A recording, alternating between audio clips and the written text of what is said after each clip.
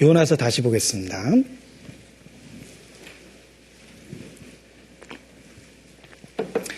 자, 요나서 1장 3절까지 읽었습니다. 요나는 불순종하고 여호와의 낯을 피하여 도망갔습니다.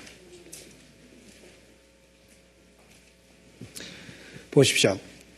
요나서는 여기서 끝나도 돼요. 하나님이 요나에게 명하셨는데 그러나 요나가 도망갔더라. 그리고 요나서 끝나도 됩니다. 그리고 하나님은 다른 사람을 세워서 그 일을 할 수 있었어요. 그런데 요나서 4절부터 있는 말씀은 하나님이 요나에게 주신 또 하나의 기회였습니다. 요나서는 3절에서 끝나도 됩니다. 하나님은 요나를 치워버리고 다른 사람을 쓰실 수 있습니다. 그런데 하나님이 4절부터 스토리를 엮어간 것은 요나에게 더 큰 은혜를 주신 거예요.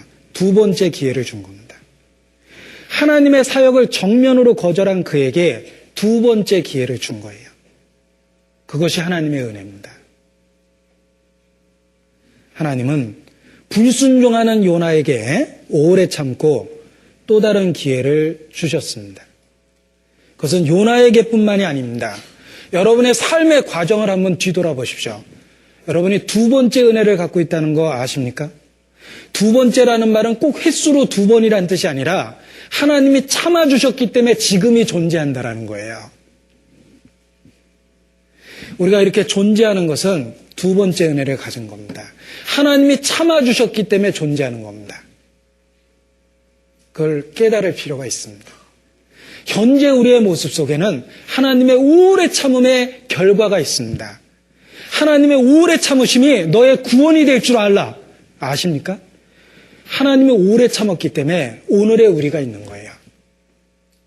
구원받기 전에 우리는 본성대로 살았습니다. 그때 하나님이 우리를 데려가셨어도 우리는 할 말이 없습니다. 하나님을 대적할 만큼 하고 살았음에 틀림이 없습니다. 우리가 구원받기 전에 그때 죽었어도 되는 거예요. 하나님은 그때 내 인생을 끝냈어도 나는 지옥에서 할 말이 없습니다. 그런데 오래 참아주셨어요. 그래서 구원을 받았습니다. 구원받을 때도 마찬가지예요. 복음 한 번 듣고 정말 깨달았습니까? 우리가 처음 그 말씀을 들었을 때는 그 말씀이 얼마나 중요한지 미처 몰랐습니다. 거절했던 분도 많이 계실 거예요. 그때 참아주셨기 때문에 두 번째 기회를 주셨기 때문에 구원을 받은 겁니다. 제가 구원받은 간증을 할 때 죄까지 잘 듣고 그 다음날 설악산에 일주일 동안 놀러 갔다라는 이야기 합니다. 지금 생각하면 아찔하죠. 죄까지 잘 들었거든요, 일주일 동안.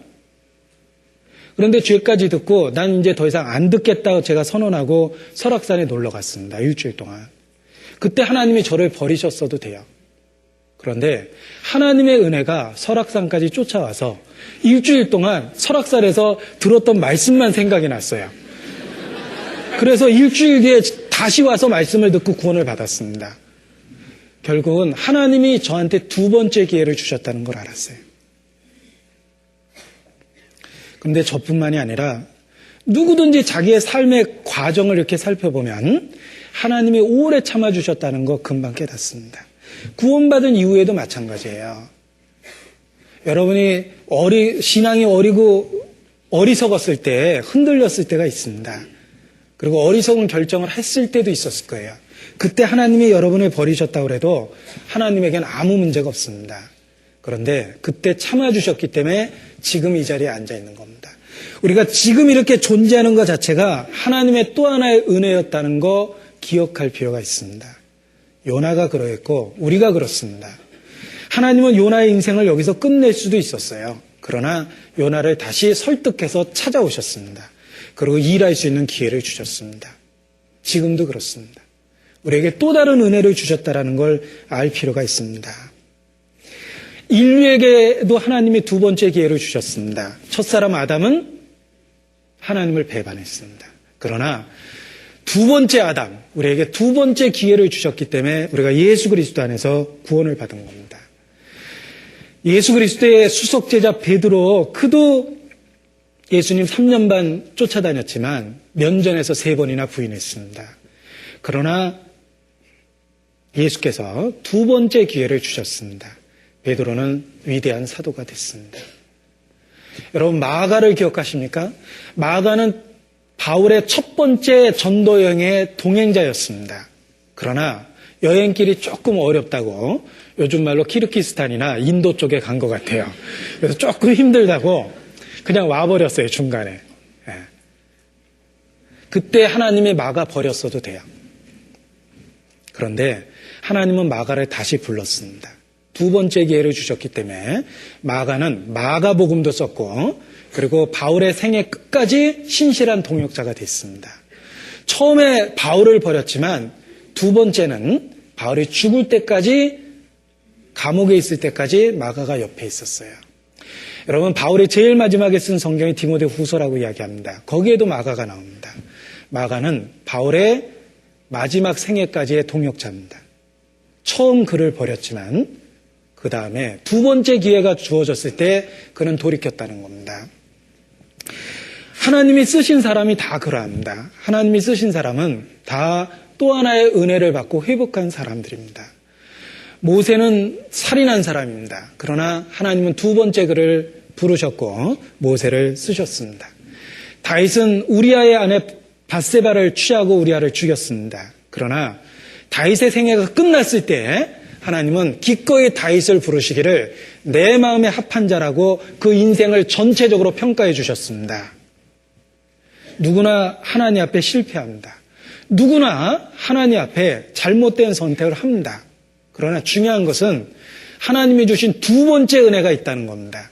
그리고 2번째 은혜 가운데서 우리가 회복되는 것이 마땅한 겁니다. 바울은 그걸 잘 알고 있었어요. 그래서 고백하기를 내가 전에는 회방자의 핍박자의 포행자였다. 그러나 긍휼을 얻은 것은 내가 믿지 아니할 때 알지 못하고 행하였습니다. 이제는 내가 사도와 반포자와 교사로 부르심을 입었다. 전에는 내가 회방자의 핍박자의 포행자였다. 바울도 2번째 은혜를 받은 겁니다. 그래서 더 하나님의 은혜를 마음에 깊게 새기고 충성되게 살아갈 수 있었다라고 생각합니다. 베드로도 어떻게 그가 십자가에 거꾸로 못 박히기까지 예수님을 쫓아갈 수 있었을까? 2번째 은혜를 받았기 때문입니다. 우리 생애 가운데 혹 예수님을 정면으로 대적했던 기억이 있습니다.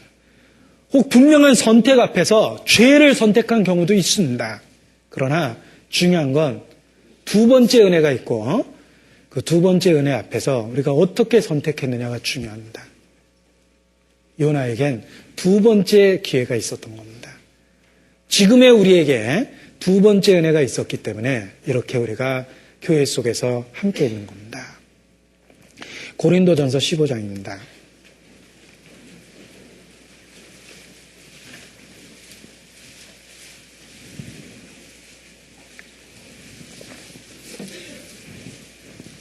(9절) (10절입니다) 고린도전서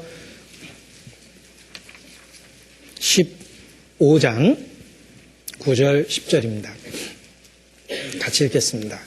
나는 사도 중에 지극히 작은 자라 내가 하나님의 교회를 핍박하였으므로 사도라 칭함을 받기에 감당치 못할 자로다.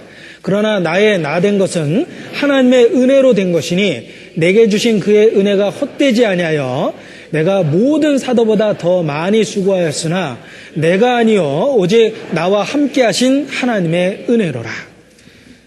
내가 교회를 핍박했다.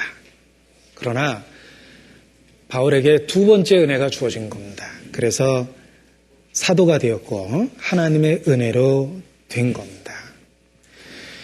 우리의 현재의 모습이 하나님의 또 하나의 은혜의 결과라는 걸 기억할 때 우리는 하나님에 대한 감사를 더욱 진심으로 마음 깊숙이 깊은 곳에서부터 드릴 수 있는 겁니다.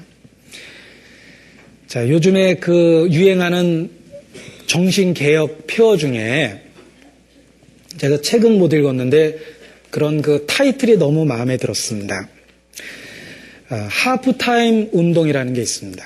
하프타임 운동이라는 게 무엇이냐면 인생을 운동 경기로 비유해서 전반전과 후반전으로 나눈 겁니다. 그리고 인생의 후반전이 있는데 후반전 직전에 무엇이 있습니까?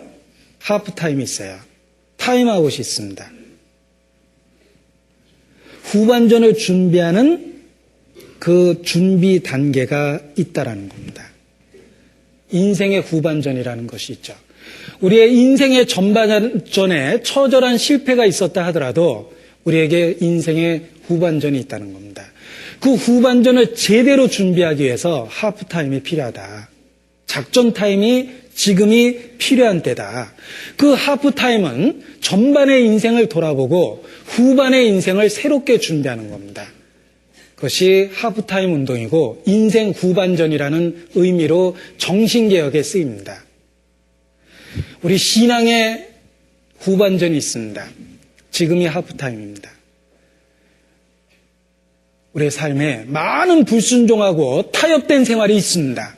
정말 자기가 초대교회 그리스도인이라고 생각하십니까? 우리의 삶에 부끄러운 타협된 죄들이 있습니다. 그것이 우리 인생의 전반전이 되어야 돼요. 그리고 이제 하프타임을 거쳐서 인생의 후반전에 서야 됩니다. 전혀 다른 삶을 살겠다고 각오를 해야 됩니다. 때가 찼고 하나님의 나라가 가까웠다. 우리 시대에 딱 그러합니다.